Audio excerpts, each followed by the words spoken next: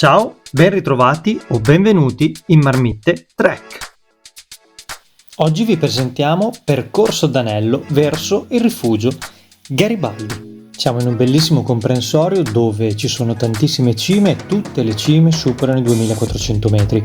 Siamo nel paradiso del Parco Nazionale del Gran Sasso.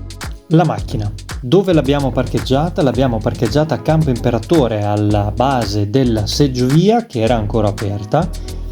L'abbiamo sfruttata facendo un biglietto minimo, mi sembra di 2 euro andata e ritorno, proprio una cosa molto tranquilla, 2-4 euro al massimo, e dal di lì ci siamo messi alle spalle almeno già un bel po' di salita, ecco. Lasciandoci alle spalle un pochino di dislivello, quindi prendendo la seggiovia, siamo arrivati a un altro parcheggio che quando siamo arrivati noi ovviamente era pieno, non ci facevano arrivare fino qua sopra, per quello che abbiamo preso la seggiovia, e si arriva all'osservatorio dove si prende il sentiero sulla sua sinistra.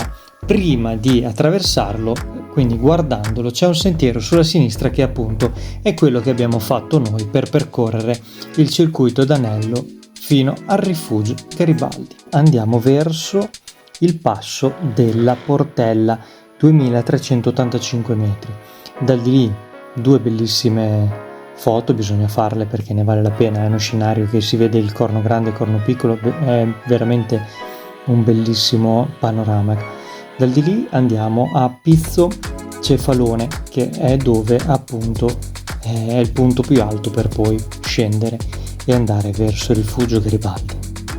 A Pizzo Cefalone ci siamo fatti un buon caffè con l'invidia di tutti quelli che c'erano in quella giornata di sole. Fra un po' ci potevamo fare anche pagare per dargli un sorso, ma anche solo con l'aroma ci potevamo far pagare. Il sentiero iniziale dall'osservatorio fino al Pizzo Cefalone cresce gradualmente, è un sentiero molto agibile, tutto completamente privo di alberi, anche perché siamo oltre i 2000 metri di quota. L'ultimo pezzettino per arrivare al piano del Pizzo Cefalone è un pochettino più esposto, essendoci appunto delle rocce bisogna un po' arrampicarsi, però tutto molto in sicurezza, non c'è nulla di pericoloso, però è il pezzo un pochettino più complicato da svolgere. Da Pizzo Cefalone il percorso che abbiamo fatto noi in discesa è inizia a essere un pochettino più verso a essere esperti, quindi avere un attimo più di base tecnica, perché a parte che non si vede subito le indicazioni, quindi bisogna fare un attimo un giro del piano dove ci eravamo fermati per il caffè, per andare a trovare appunto la strada, il percorso per andare giù, punti di aggancio se qualcuno non si sente sicuro, per fare un'ascesa appunto in sicurezza. Ci sono delle rocce da scendere appunto con cautela per poi arrivare in un mega prato bellissimo. Attraversando il prato è tutto completamente quasi pianeggiante, comunque tutto molto tranquillo. Arrivando fino alla cresta è tutto un filo in discesa fino ad arrivare appunto alla cresta, dove troviamo il sentiero che ci dirige poi giù a valle verso il rifugio Garibaldi. La discesa verso la piana, è completamente un percorso in discesa con della ghiaia.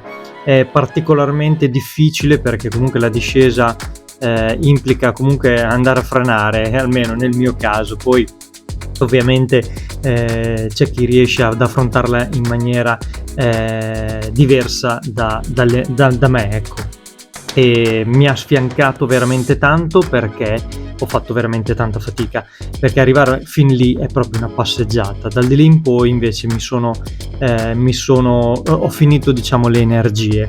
Una volta finita la discesa ghiaiata, che è un bel dislivello, poi c'è un tratto pianeggiante e poi l'ultima sfiancata che mi ha distrutto per salire poi al rifugio Garibaldi, che saranno stati 200 metri, neanche 150 metri di dislivello, però mi ha sfiancato e sono arrivato veramente distrutto al rifugio. Giunti al rifugio, finalmente, ci siamo fatti un tè con dei biscotti giusto per andare a integrare le energie perse. Poi nel rifugio sapevamo che era chiuso, quindi per la stagione in cui ci siamo andati, che era settembre. Vicino al rifugio, sempre attaccato nello stesso stabile, c'è anche un bivacco.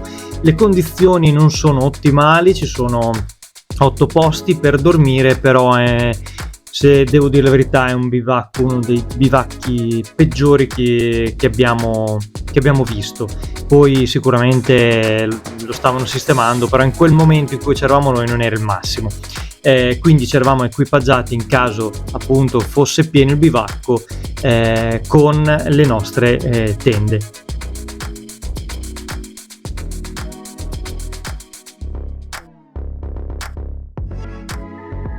Grazie di aver visto il video. Se vi volete iscrivere al nostro canale perché ci volete seguire, campanellina e tasto iscrizione.